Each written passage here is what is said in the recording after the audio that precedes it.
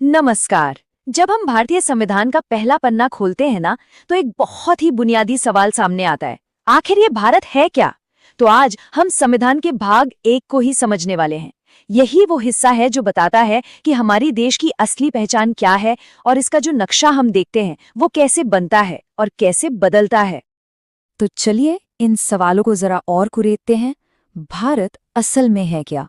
और हमारे देश का जो नक्शा आज हम देखते हैं, क्या वो कोई पत्थर की लकीर है या उसे बदला भी जा सकता है? इन सारे सवालों के जवाब बताए कहाँ हैं? संविधान के पहले भाग में ही छिपे हुए हैं। इन सवालों के जवाब की जो शुरुआत है वो होती है हमारे राष्ट्र की नींव से, और ये नींव रखी गई है अनुच्छेद 1 में।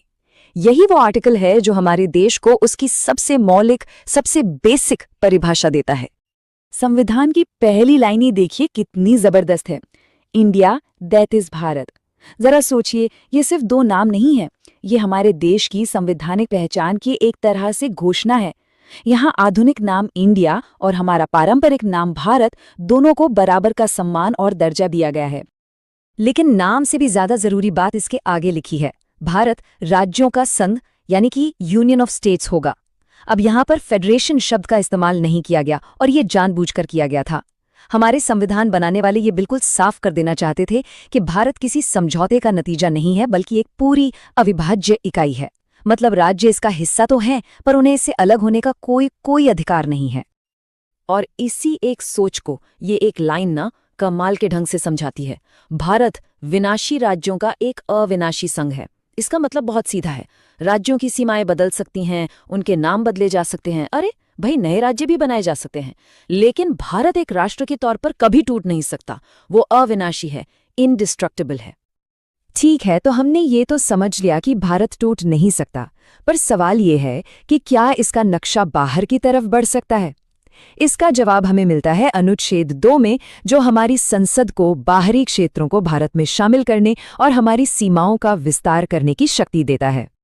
और ऐसा नहीं है कि ये शक्ति सिर्फ किताबों में है, इसका असल में इस्तेमाल भी हुआ है।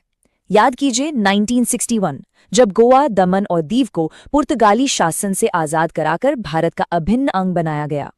या फिर 1975 की बात करें, जब सिक्किम ने एक जनमत संग्रह के बाद भारत का एक पूर्ण राज्य बनने का फैसला किया। ये दोनों ही अनुच्छेद 2 की शक्ति के सबसे बड़े और साफ उदाहरण हैं। तो ये तो हुई बाहर से नए इलाकों को जोड़ने की बात, लेकिन देश के अंदर का नक्शा बदलने का क्या? ये शक्ति मिलती है अनुच्छेद 3 से, और ये हमारी संसद को देश की आंतरिक राजनीतिक सीमाओं को फिर से खींचने की एक असाधारण, एक बहुत बड़ी शक्ति देता है। तो संसद आखिर कर क्या सकती है? जरा सोच कर देखिए। संसद चाहे तो एक नया राज्य बना सकती है, किसी भी राज्य का एरिया बड़ा या छोटा कर सकती है, उसकी बाउंड्रीज को बदल सकती है, और यहाँ तक कि किसी राज्य का नाम भी बदल सकती है। पर यह होता कैसे है? प्रक्रिया काफी सीधी है। संसद में एक बिल पेश होता है, राष्ट्रपति उस बिल पर संबंधित राज्य, मतलब जिस राज्य पर असर पड़ रहा है, उससे राय मांगते हैं। लेकिन यहाँ एक बहुत बड़ा ट्विस्ट है। राज्य की राय सिर्फ एक सलाह होती है, उसे मानना या ना मानना ये पूरी तरह से राष्ट्रपति और संसद पर निर्भर करता है। और आखिर में संसद में सिर्फ एक साधारण बहुमत से बिल पास हो जाता है और देश का नक्शा बदल जाता है। तो हमने प्रक्रिया समझ ली। अब ये देखते हैं कि ये तकनीकी रूप से कितना आसान है और असल में कब कब हुआ है। ये हमें ले जाता है अनुच्छेद 4 और भारत के कुछ बड़े राज्य पुनर्गठनों की कहानी पर। और यहीं पर अनुच्छेद 4 एक बहुत ही जरूरी बात बताता है, वो ये कि देश का नक्शा बदलने के लिए किसी बड़े संवैधानिक संशोधन की, मतलब कॉन्स्टिट्यूशनल अमेंडमेंट की जरूरत नहीं है। ये काम एक साधारण विधायी प्रक्रिया से हो सकता है, जिसके लिए सिर्फ सिंपल मेजॉरिटी यानी आधे से एक ज्यादा सांसदों की सहमति ही काफी है। और इस शक्ति का इस्तेमाल भारत के इतिहास में बार बार हुआ है। जरा देखिए भारत का नक्शा कैसे बदला है। 1956 में भाषा के आधार पर पूरे देश के राज्यों को फिर से बनाया गया। फिर आया साल 2000, जब हमें झारखंड, उत्तराखंड और छत्तीसगढ़ मिले। 2014 में तेलंगाना एक नया राज्य बना, और सबसे हाल में 2019 में जम्मू और कश्मीर को 2 केंद्र शासित प्रदेशों में पुनर्गठित किया गया। ये टाइमलाइन साफ दिखाती है कि भारत का नक्शा कभी भी स्थिर नहीं रहा है। तो इन सब आर्टिकल्स और प्रक्रियाओं का असली मतलब क्या है? संविधान के इस पहले भाग से हमें क्या सीखना चाहिए? चलिए अब इसकी जो सबसे मुख्य बातें हैं उन पर आते हैं। तो जो सबसे जरूरी बातें याद रखने वाली हैं वो ये हैं।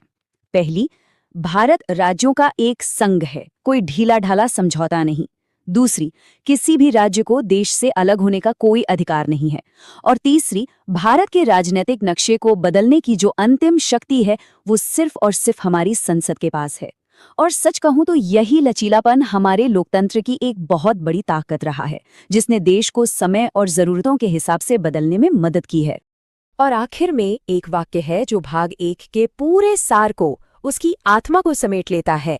भारत सिर्फ राज्यों का एक संग्रह नहीं है, बल्कि एक मजबूत और अविभाज्य देश है।